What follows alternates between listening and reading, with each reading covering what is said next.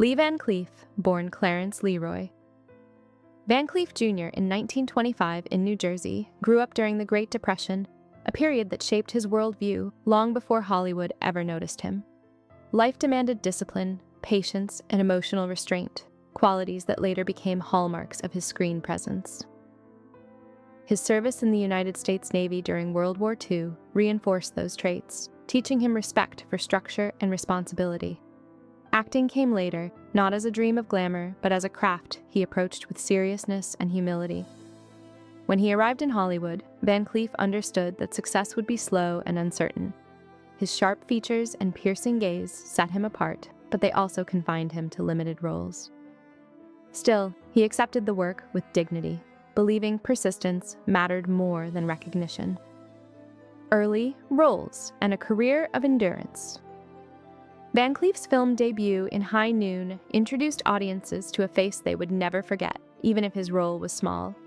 Throughout the 1950s, he worked steadily in westerns and television, often cast as outlaws or silent enforcers.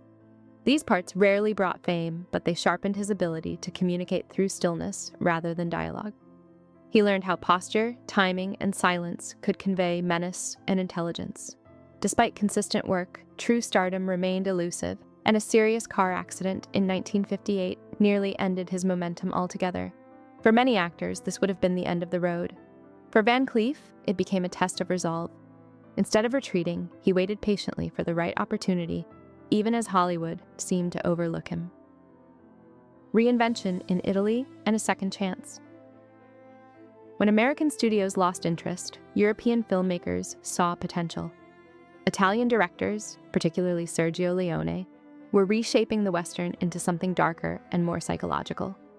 Van Cleef's casting in For a Few Dollars More changed everything.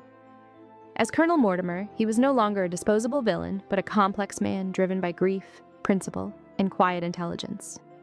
The role revealed depth Hollywood had ignored for years.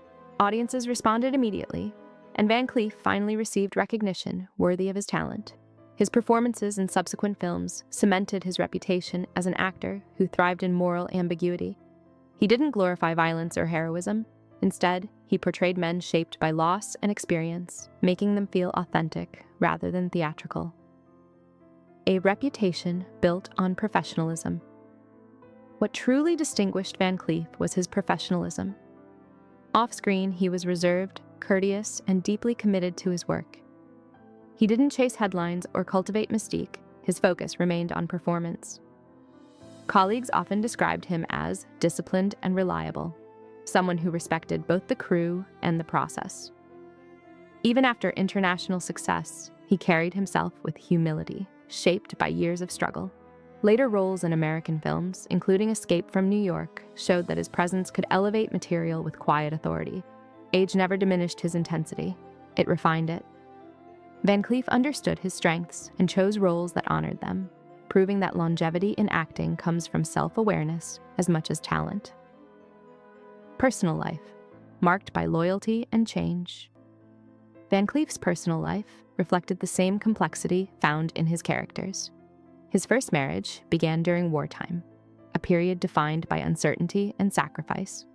Together, he and his wife raised children while he struggled through lean years in Hollywood.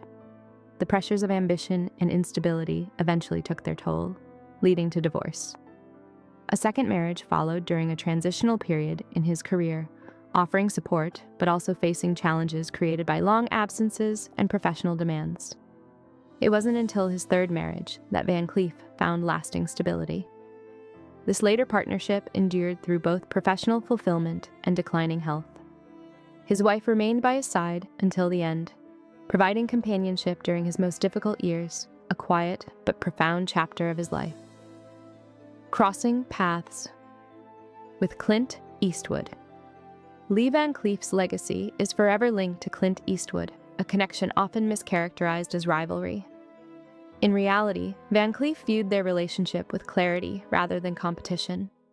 He recognized early that Eastwood possessed a rare screen instinct, an understanding of stillness and restraint that resonated powerfully with audiences. Van Cleef admired this, noting that such presence could not be taught.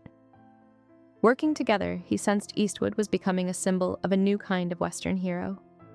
There was no hostility between them, only awareness that their paths, while intersecting, were fundamentally different.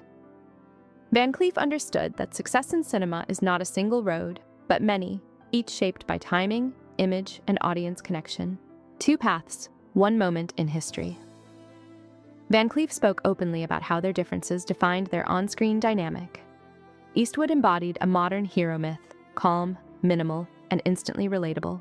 Van Cleef's face told another story entirely, one of danger, complexity, and moral uncertainty. Rather than resenting this contrast, he embraced it. He believed their pairing worked precisely because they were not alike. One represented clarity, the other ambiguity. Together, they created tension that elevated the film. Van Cleef rejected the idea that he was overshadowed.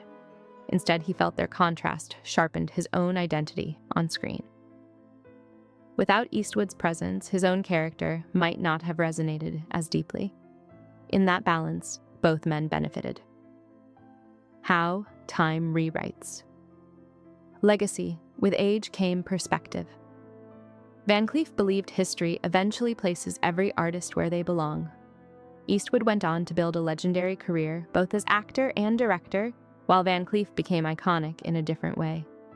He was remembered for his eyes, his silence, and the intelligence behind his menace. To Van Cleef, that was a form of immortality just as meaningful. Fame, he believed, is loud and fleeting, but memory is quiet and enduring.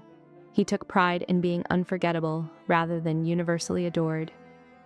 In his view, legacy was not about comparison, but authenticity.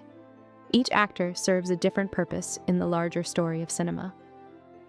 Working through illness with resolve. In his later years, Van Cleef faced serious health challenges, including heart disease that required a pacemaker. Despite this, he continued working, refusing to let physical decline define his identity. Acting remained a source of purpose, not vanity. His performances retained their intensity, shaped now by lived experience rather than youthful ambition. Colleagues admired his resilience, noting that he never complained or sought sympathy. Even as his body weakened, his presence remained commanding.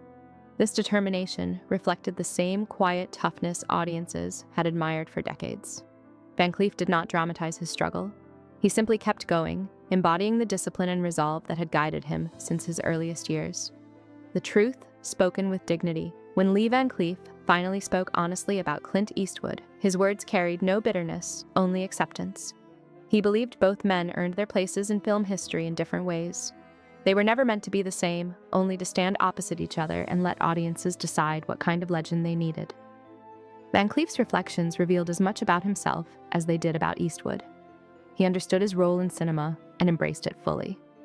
When he passed away in 1989, his epitaph read, "Best of the bad, a fitting tribute to an actor who elevated every role he touched." In telling his truth, Van Cleef left behind a legacy defined by integrity, resilience, and quiet greatness.